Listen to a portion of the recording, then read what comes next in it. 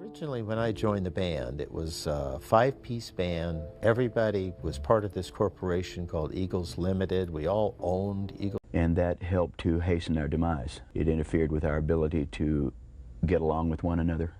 Tempers, insecurities were Limited. We shared equally, but when we got back together, Don and Glenn felt that they should get a much larger share.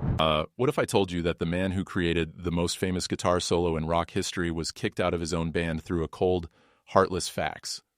What if the song that made millions of people fall in love with classic rock was written by someone who was later treated like he never existed?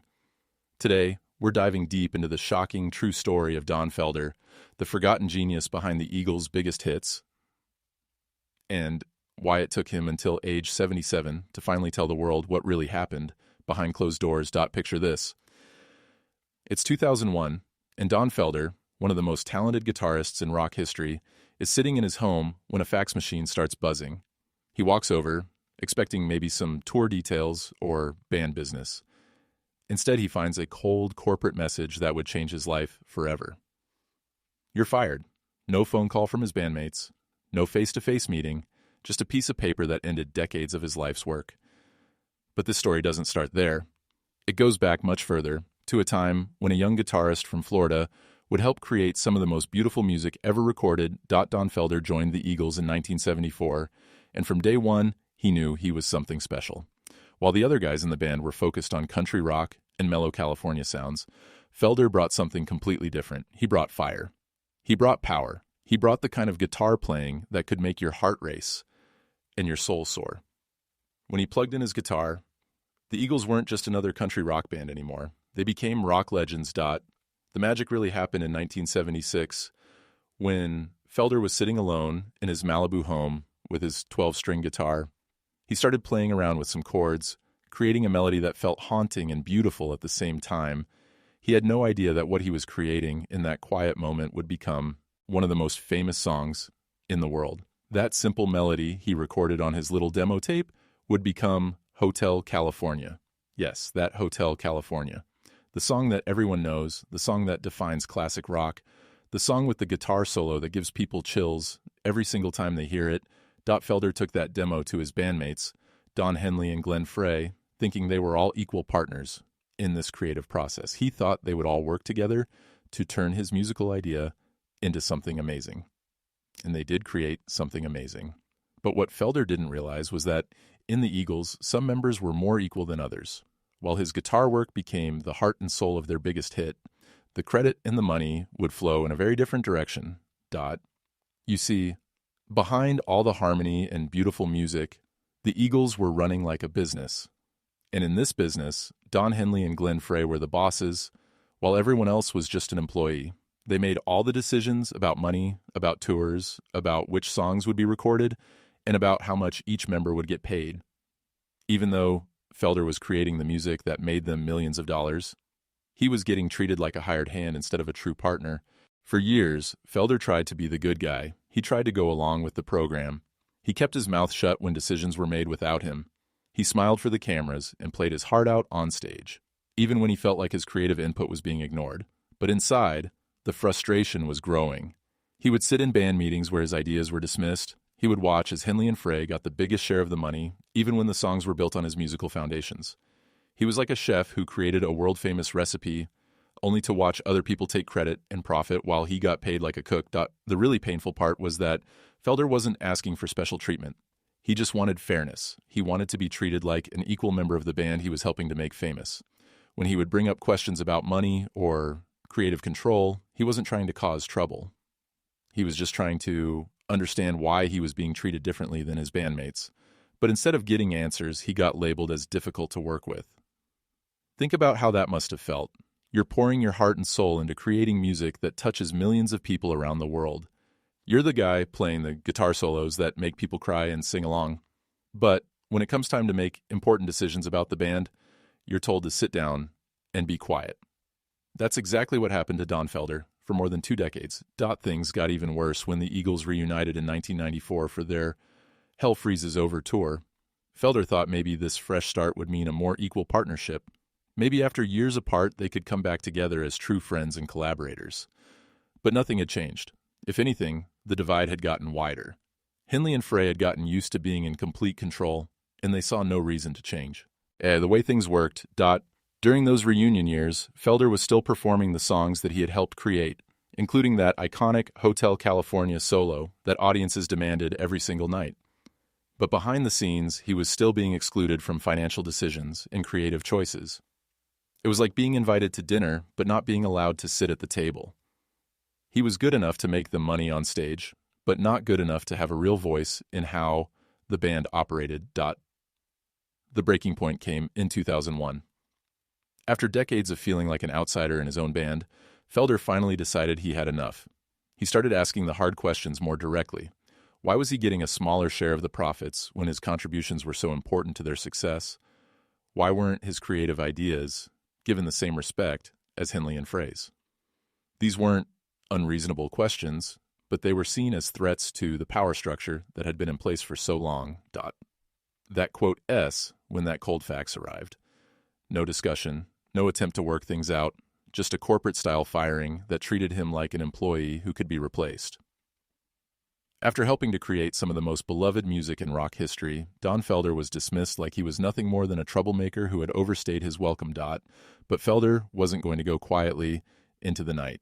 He knew that what had happened to him was wrong, not just morally, but legally. So he did what anyone would do when they've been treated unfairly by their business partners.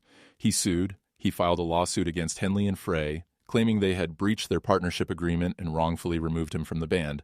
More importantly, he was fighting for recognition of his contributions to the Eagles' legacy. The lawsuit became big news in the music world. Suddenly, fans were learning about the dark side of their favorite band. They were hearing about power struggles, unfair treatment, and corporate-style decision-making in a group they thought was all about artistic collaboration. The image of the harmonious Eagles was being shattered, and people were shocked to learn how ugly things had gotten behind the scenes. After years of legal battles, the case was settled out of court in 2007. The amount of money involved was kept secret, but for Felder, this was never really about the money. It was about respect. It was about recognition. It was about making sure that history would remember his contributions to one of the most successful bands in rock history. But the real bombshell came in 2008 when Felder published his tell-all book, Heaven and Hell, My Life in the Eagles. This wasn't just another celebrity memoir full of funny stories and name-dropping. This was a detailed, unflinching look at how the Eagles really operated when the cameras weren't rolling. Felder didn't hold back. He wrote about the manipulation, the unfair treatment, and the way creative partnerships can turn into corporate power plays. In the book, Felder painted a picture of a band where talent and hard work weren't enough to guarantee fair treatment. He described meetings where his voice was ignored, tours where he felt like an employee rather than a partner, and a system where two people held all the power while everyone else was expected to just go along with their decisions. It was like getting a peek behind the curtain of the music industry, and what people saw wasn't always pretty. The book created a huge controversy. Some fans felt like Felder was just bitter about being fired and was trying to damage the Eagles' reputation. Others felt like he was finally telling the truth about how the music bus INS really works, especially when massive egos and huge amounts of money are involved. Don Henley and the remaining Eagles members were furious. They claimed Felder was violating confidentiality agreements and tried to stop certain parts of the book from being published. But here's what made Felder's story so powerful. He wasn't just pointing fingers at other people. In his book, he was honest about his own mistakes too. He admitted that he had been difficult at times, that he had lost his temper, and that he had sometimes handled situations poorly. This honesty made his story more believable because he wasn't trying to make himself look perfect. He was just trying to tell the truth about what had happened. What quote is really remarkable is how Felder handled his life after being kicked out of the Eagles. A lot of people in his situation might have become bitter and angry, spending their time complaining about how unfairly they were treated.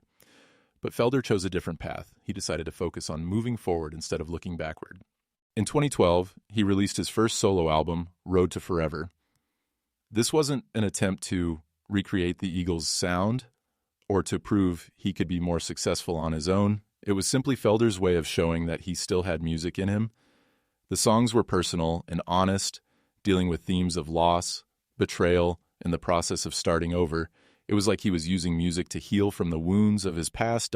Then, In 2019, he released American Rock and Roll, an album that featured collaborations with some of the biggest names in rock music, including Slash, Sammy Hagar, and Mick Fleetwood.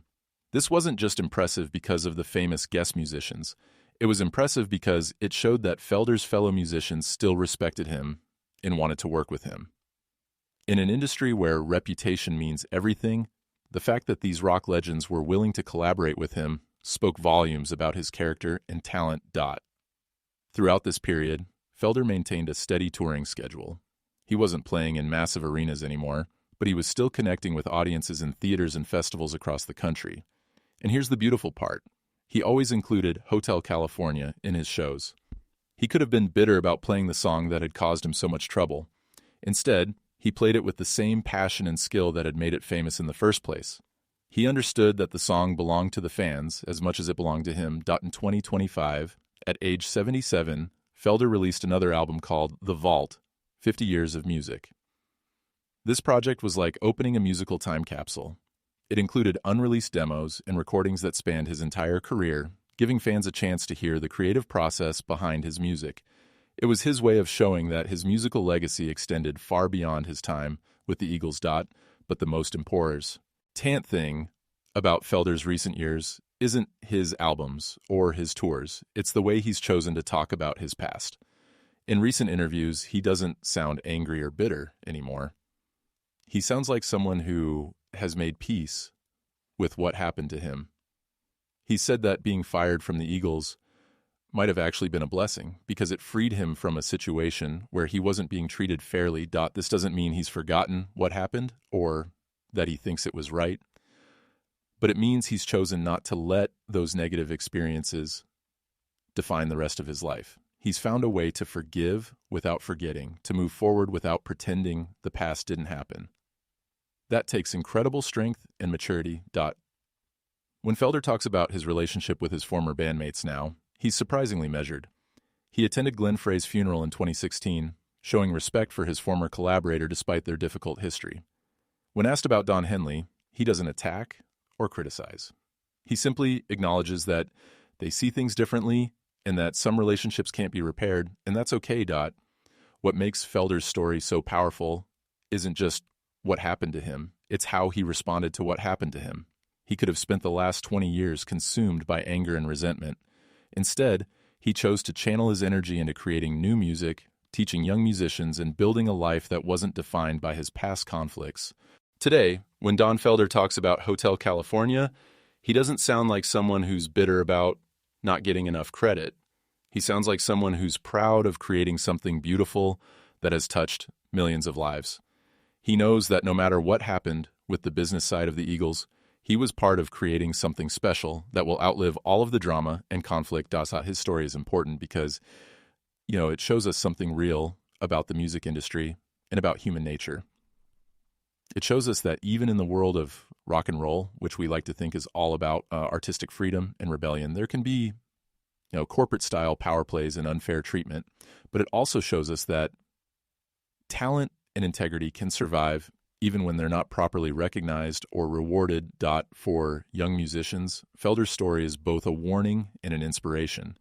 It's a warning about the importance of understanding the business side of music and making sure you're protected in any partnership, but it's also an inspiration about the importance of staying true to your artistic vision, even when other people try to control or diminish your contributions. At 77 years old, Don Felder doesn't need the Eagles anymore. He's proven that he can create meaningful music and connect with audiences on his own terms. He's shown that his talent was never dependent on being part of any particular group. Most importantly, he's demonstrated that it's possible to survive betrayal and unfair treatment without becoming bitter or defeated. The next time you hear that incredible guitar solo on Hotel California, remember the man who created it. Remember that it came from someone sitting alone in his house, playing his heart out on a 12-string guitar, with no idea that he was creating a piece of music history. Remember that the person who gave the world that beautiful moment was late, are treated like he didn't matter. But also remember that Don Felder didn't let that treatment break him. He kept playing, kept creating, and kept sharing his gift with the world. He found a way to forgive without forgetting, to move forward without giving up his dignity. That might be the most beautiful thing about his story, Not the fame or the hit songs or even the eventual vindication, but the simple human courage to keep going when things get difficult. Don Felder's story reminds us that real success isn't just about money or fame or recognition. It's about staying true to yourself and your values, even when other people try to diminish or control you. It's about finding the strength to keep creating, even when your contributions aren't properly appreciated. And it's about understanding that sometimes the most powerful thing you can do is simply refuse to be silenced. So there you have it, the untold story of Don Felder and the dark side of the Eagles. It's a story about talent and betrayal, about friendship and greed, about the price of speaking truth to power. But most of all, it's a story about the resilience of the human spirit and the power of music to heal and inspire.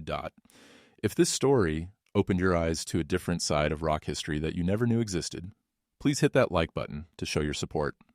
Share this video with other music lovers who might be interested in learning the real story behind the songs they love. And don't forget to subscribe to our channel so you never miss our deep dives into the fascinating stories behind your favorite artists. There are so many more untold stories in music history, and we're here to bring them to light, one video at a time. Thanks for watching, and we'll see you in the next one.